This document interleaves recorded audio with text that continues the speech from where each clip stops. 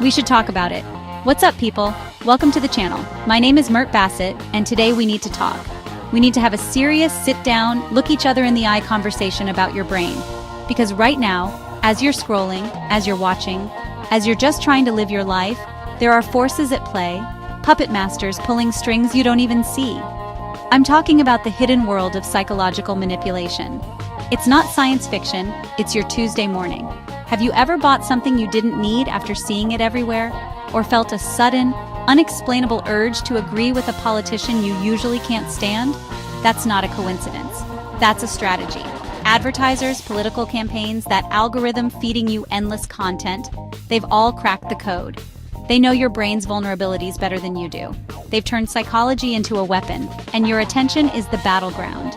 It's a subtle, silent takeover of your decision-making process, happening every single day. They're playing 4D chess with your subconscious, and most of us are just trying to figure out why we suddenly have 3 different air fryers. It's wild. But knowledge is power, right? So in this video, we're pulling back the curtain. We're going to arm you with the intel you need to fight back.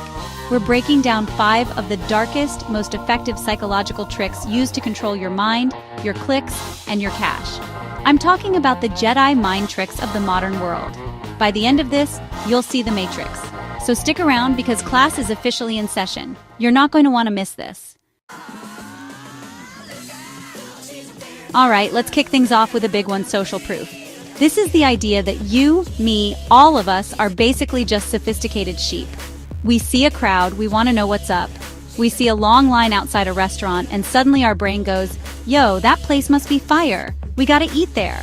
We're wired to follow the herd because evolutionarily, the herd usually didn't get eaten by a saber-toothed tiger. It's a survival instinct.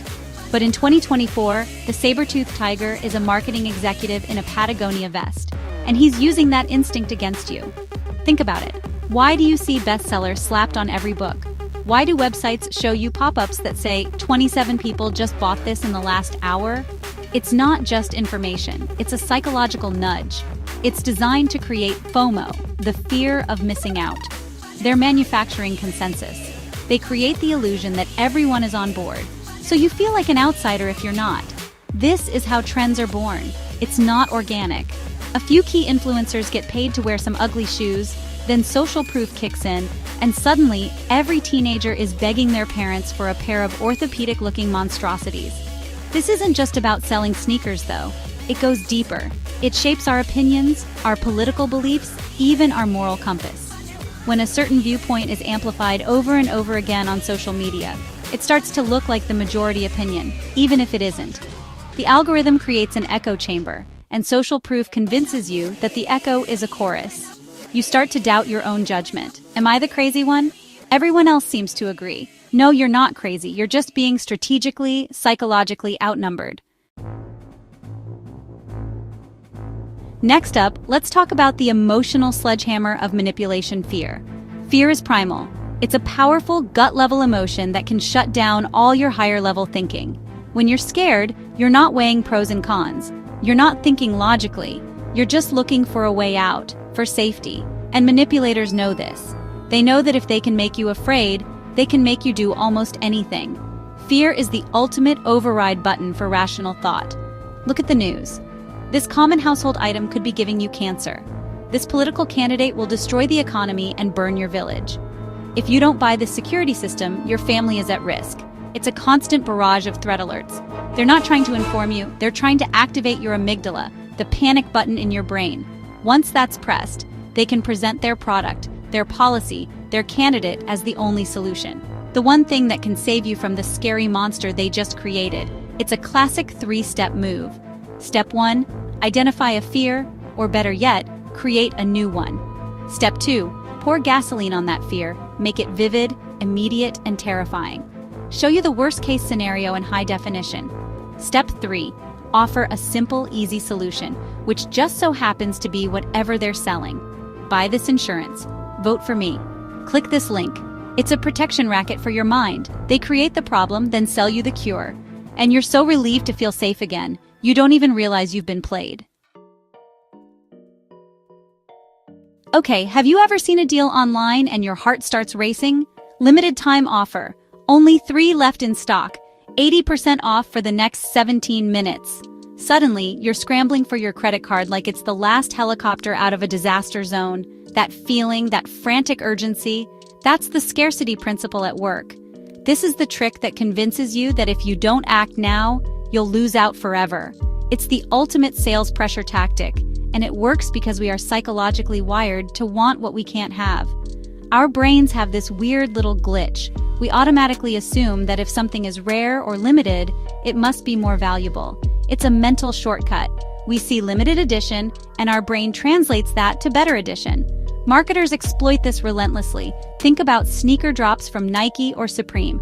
They intentionally release a tiny number of products. Why? To create a feeding frenzy. The scarcity makes the product a status symbol. Owning it isn't just about the product itself, it's about the victory of getting something that most people couldn't. But it's not just about limited stock, it's about limited time. Flash sale ends at midnight. Early bird tickets are almost gone. This creates a deadline for your decision-making, forcing you to act impulsively rather than thoughtfully. You don't have time to research, to compare prices, or to ask yourself, do I actually need a diamond-encrusted banana holder? The ticking clock is designed to short-circuit your critical thinking. It's a manufactured emergency to make you buy, sign up, or commit before your rational brain has a chance to object. This next one is a real mind-bender. It's called cognitive dissonance, and it's about the deep, uncomfortable feeling you get when you hold two conflicting beliefs, or when your actions don't line up with your beliefs. Imagine you're a passionate environmentalist, but you also love driving a gas-guzzling SUV. That internal conflict, that mental static, that's cognitive dissonance. Your brain hates this feeling. It craves consistency, so it will do almost anything to resolve the conflict. And here's the crazy part. Instead of changing our behavior, which is often hard, we usually choose the easier path. We change our beliefs. The environmentalist with the SUV starts thinking, well, I need it for my family's safety, and I recycle so it all balances out. Plus, manufacturing an electric car has its own environmental impact, so really, what's the difference? See, the brain creates justifications, little stories we tell ourselves, to make the discomfort go away. We rationalize our actions to restore internal harmony. Manipulators are masters at inducing and then resolving your cognitive dissonance. A salesperson might get you to agree to a tiny, insignificant commitment first, the foot-in-the-door technique. Maybe you agree to take a free sample. Now, your brain has a belief. I am the kind of person who engages with this brand. Later, when they ask for a bigger commitment, like a purchase, it's harder to say no. Saying no would create dissonance with your previous action. So, to stay consistent, you're more likely to say yes. They create a small crack in your armor and then use your own brain's need for consistency to wedge it wide open. Last but not least, let's talk about the OG manipulation trick, authority bias. We are trained from birth to respect authority. Parents, teachers, doctors, experts. Because I said so was probably one of the first explanations you ever got. This bias is our tendency to put more trust and weight into the opinions of people we see as authority figures. We automatically assume they're more knowledgeable and credible, so we're less likely to question them. It's a mental shortcut that saves us time, but it also leaves us wide open to manipulation. The problem is that authority can be faked. It's all about the symbols. Someone in a lab coat in a toothpaste commercial? Instant authority. They don't have to be a real dentist. The lab coat is a costume that signals expert to your brain. Someone with doctor or PhD next to their name in a tweet? Authority. Someone wearing an expensive suit and speaking confidently? Authority. These are all props designed to trigger your obedience. You stop evaluating the message and start deferring to the messenger. This is why celebrity endorsements are so powerful. Why does an actor's opinion on a skincare product matter?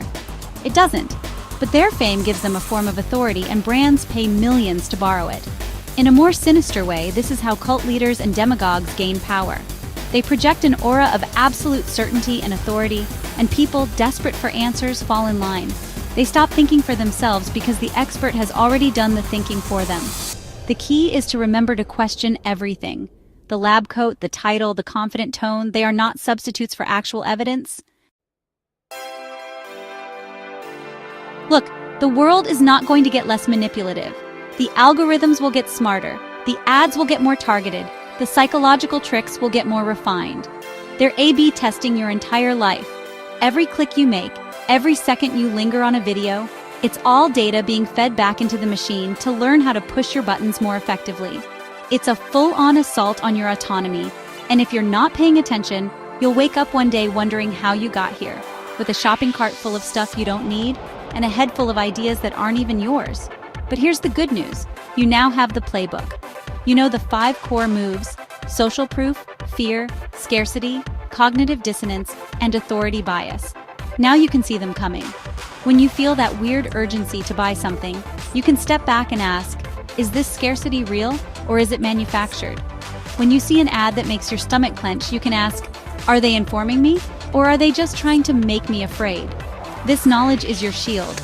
It gives you that crucial pause, that moment of reflection where you can take back control from your automatic emotional brain and engage your critical, rational mind. Ultimately, this is about digital literacy for your own sanity. It's about being a conscious consumer of information, not just a passive receptacle. So question everything, be skeptical, be the person who asks why. Your attention is the most valuable currency you have. Don't just give it away to the highest bidder. Protect it, own it, take your brain back. Thank you for watching. If you found this valuable, you know what to do, like subscribe and share this with someone who needs to see it. Stay sharp out there. Peace.